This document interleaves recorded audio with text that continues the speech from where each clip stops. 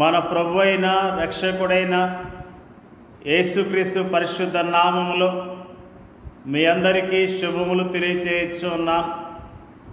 మీరందరూ ప్రభు యొక్క కృపను బట్టి క్షేమముగా ఉన్నారని ఆశిస్తూ ఉన్నాం.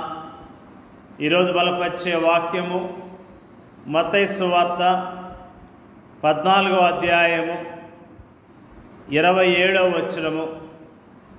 వెంటనే యేసు ధైర్యం తెచ్చుకొనుడి, నేనే, భయపడకుడని వారితో చెప్పగా, యేసుక్రీస్తు ప్రభువారు ధైర్యాన్ని తెలియజేస్తున్న విషయాన్ని, తన శిష్యులకు భయపడద్దని తెలియజేస్తున్న విషయాన్ని ఈ రోజున మనము జ్ఞాపకం చేసుకుంటూ ఉన్నాం. యేసుక్రీస్తు ప్రభువారు అద్భుతాలు, ఆశ్చర్యకార్యాలు జరిగించే దేవుడు. ఆయన మానవుని యొక్క భయాలను ఎరిగినవాడు, మానవుని యొక్క దుఃఖాన్ని ఎరిగినవాడు, మానవుని యొక్క ఒంటరితనాన్ని ఎరిగినవాడు. తన శిష్యులు భయముతో ఉన్నప్పుడు ఆయన వారి వద్దకు వచ్చిన విషయాన్ని, వారిని ధైర్యపరిచిన విషయాన్ని ఈ రోజున మనము జ్ఞాపకం చేసుకుంటూ ఉన్నాం. యేసుక్రీస్తు ప్రభువారు జనసమూహాలను పంపివేసి శిష్యులతో దోణి ఎక్కి సరస్సు అద్దరికి బయలుదేరి వెళ్ళమని చెప్పాడు. తర్వాత ప్రార్థన చేసుకోవటానికి ఆయన కొండ మీదకి వెళ్ళాడు. సాయంకాలం అయినప్పుడు, అంటే సూర్యాస్తమయము తర్వాత ఆయన అక్కడ ఒంటరిగా ఉన్నాడు. శిష్యులు ప్రయాణమై వెళుతూ ఉన్నారు. వారితో యేసుక్రీస్తు ప్రభువారు లేరు. యేసుక్రీస్తు ప్రభువారు ఒంటరిగా ప్రార్థనలో గడిపినట్లుగా జ్ఞాపకం చేసుకుంటూ ఉన్నాం. అంతలో ఆ దోణి తీరానికి దూరముగా ఉన్నప్పుడు ఎదురుగాలి చెలరేగింది. అలలు ఎగసి దోణిని కొడుచుండగా పెద్ద తుఫాను వారిని ఆవరించి ఉన్నది.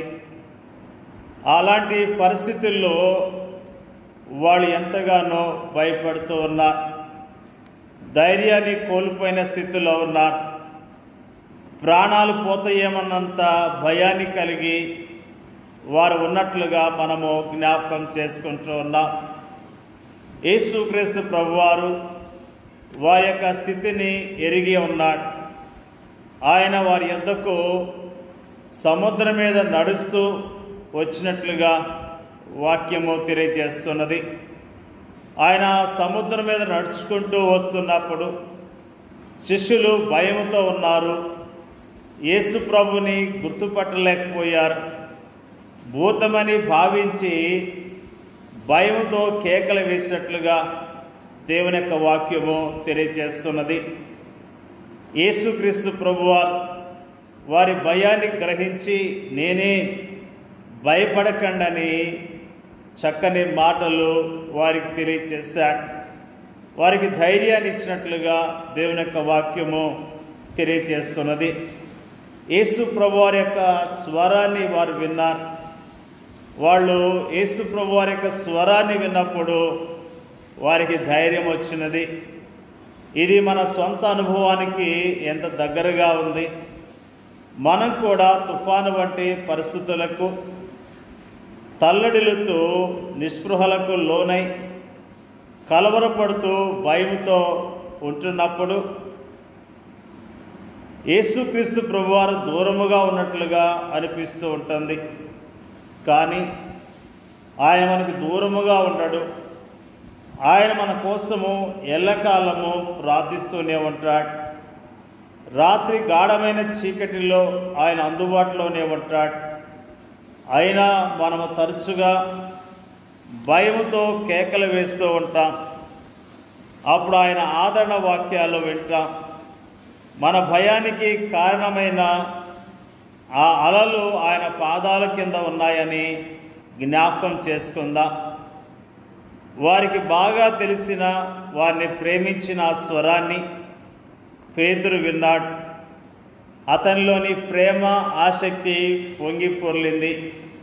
ప్రభువా, నీవే అయితే నీళ్లపై నడిచి నీ యొద్దకు వచ్చుటకు నాకు సెలవీయమని ఆయనను అడిగాడు. పేతురు మాటల్లోని నీవే అయితే అన్న మాటలు పెద్దవి చేసి దాన్ని అతని అల్ప విశ్వాసముగా చూడక ఆయన దగ్గరకు వెళ్ళటానికి సెలవిమ్మని విన్నపంలోని గొప్ప నమ్మకాన్ని మనము చూడాలి. యేసు ఆజ్ఞలు తనలో శక్తిని నింపుతాయని పేతురు విశ్వాసము. ఆయన ఆజ్ఞాపించిన ప్రతి దానికి తగిన శక్తి ఆయన మనకు అనుగ్రహిస్తాడు. యేసుక్రీస్తు ప్రభువారు పేతుర్ని నేల మీద నడుచుకుంటూ రమ్మని పలికినట్లుగా మనము జ్ఞాపకం చేసుకుంటూ ఉన్నాం. పేతురు యేసుక్రీస్తు వారి వైపు చూస్తూ నీటి మీద నడవటం మొదలుపెట్టాడు. యేసు వైపు తన దృష్టిని ఉంచినంతసేపు చక్కగా నడవగలిగాడు. ఎప్పుడైతే తన దృష్టిని ప్రక్కకు మరలించాడో అతని జీవితంలో అవిశ్వాసం కలిగింది. నీటిలో మునిగిపోవటం మొదలుపెట్టాడు. ఆ సమయంలో పేతురు భయముతో ప్రభువా నన్ను రక్షించు అని కేకలు పెట్టాడు. వెంటనే ప్రభు తన చెయ్యి చాచి అతన్ని పట్టుకొని అతని అల్ప విశ్వాసానికి అతన్ని గద్దించాడు. అతని దోణి దగ్గరకు తీసుకుని వచ్చాడు. యేసు దోణిలో అడుగు పెట్టగానే గాలి అణిగిపోయింది. శిష్యులు ఆయనతో నీవు నిజముగా దేవుని కుమారుడు అని చెప్పటంతో ఆ దోణిలో ఒక ఆరాధనా సమావేశం జరిగినట్లయింది. నిజముగా యేసుక్రీస్తు ప్రభువారు మనకి దూరముగా ఉన్నాడని చాలాసార్లు భయపడుతూ ఉంటాం. యేసు ప్రభువారిని మన జీవితాల్లో ఎప్పుడైతే చేర్చుకుంటామో, ఎప్పుడైతే ఆయనందు స్థిరమైన విశ్వాసం ఉంచుతామో మన జీవితంలో ఉన్న తుఫానులు వెళ్ళిపోయి నెమ్మదిని ఆయన కలిగిస్తాడు, సమాధానాన్ని కలిగిస్తాడు, ఆదరణ ఇస్తాడు.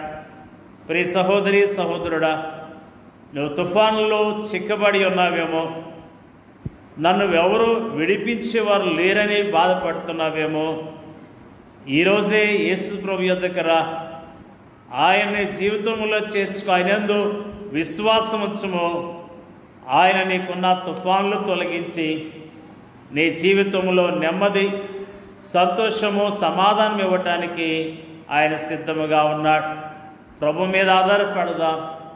ప్రభు యందు విశ్వాసం ఉంచుదాం. ప్రభు నామములో మనకున్న తుఫానుల నుండి విడిపించబడి దేవుని కొరకు జీవిద్దాం. దేవుడి యొక్క వాక్యాన్ని దీవించునుగాక. పరిశుద్ధుడైన మా తండ్రి, నీకు వందనాలు, స్తోత్రాలు. ప్రభువా, నీవు ప్రేమించే ప్రజలను విడిచిపెట్టే దేవుడు కాదన్న విషయాన్ని మాకు తేటగా తెలియజేసిన విధానం బట్టి నీకు వందనాలు తెలియజేస్తూ ఉన్నా. ప్రభువా, శిష్యులు ఆ తుఫానులో చిక్కుకున్నప్పుడు ప్రభువా మీరు అక్కడికి వచ్చి వారికి ధైర్యాన్ని ఇచ్చిన విషయాన్ని మాకు తేటగా జ్ఞాపకం చేసినందుకు నీకు వందనాలు. వారికి ధైర్యాన్ని ఇచ్చావు, వారికి నెమ్మదినిచ్చావు, వారికి సంతోషాన్ని ఇచ్చావు, వారికి కాపుదలు ఇచ్చిన విషయాన్ని బట్టి నీకు వందనాలు తెలియజేస్తూ ఉన్నాం. మా జీవితాల్లో కూడా నీ వైపు చూస్తూ విశ్వాసంతో చక్కగా నడవటానికి కావలసిన శక్తిని, బలాన్ని మాకు దయచేయండి అయ్యా. ప్రార్థన చేయించున్నాం. వాక్యం వింటున్న వారందరినీ జ్ఞాపకం చేసుకోండి. వారి కుటుంబాలను దీవించండి. వారికి ఉన్న అవసరాలు మీరు తీర్చండి అయ్యా. ప్రార్థన చేయించున్నాం. రకరకాల తుఫాన్లు చిక్కుకొని అయ్యా పడి ఉన్న బిడ్డలు మీరు జ్ఞాపకం చేసుకోండి అయ్యా. ఆ తుఫాన్ నుంచి వారిని విడిపించి వారిని ప్రభువా బలపరచండి అయ్యా. వారిని ఆదరించమని ప్రార్థన చేయించున్నాం. మా దేశంలో ఉన్న క్రైస్తవులను జ్ఞాపకం చేసుకోండి. ఒక్కొక్కరిని బలపరచండి, ధైర్యపరచండి. నీ కొరకు యోగ్యంగా బ్రతకడానికి మీరే సహాయం చేయండి అయ్యా. నీకు వందనాలు తెలియజేస్తున్నాం. మాకు ఇచ్చిన చక్కని వాక్యాన్ని బట్టి వందనాలు తెలియజేస్తూ మా ప్రార్థన అంగీకరించమని యేసుక్రీస్తు నామములో అడిగి వేడుకొంచున్నాం తండ్రి. ఆమేన్.